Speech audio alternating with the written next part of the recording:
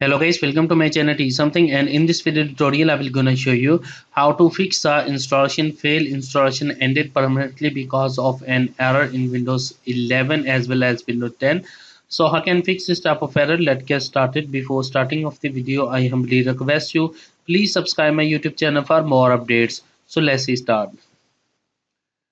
Okay guys, in this video tutorial I will share a couple of methods to fix this type of error. The first method is that in the search box type of services,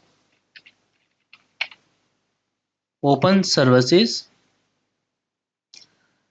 After that, find out a Windows installer.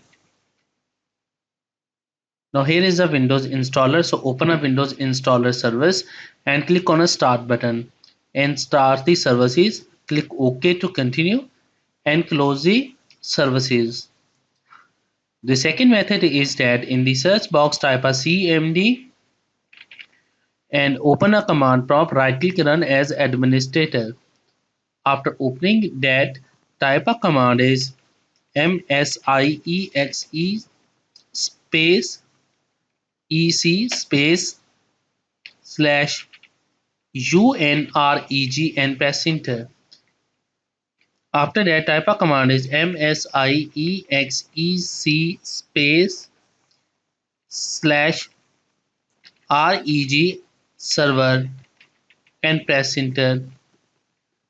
After doing this type a command is reg svr32 space vbs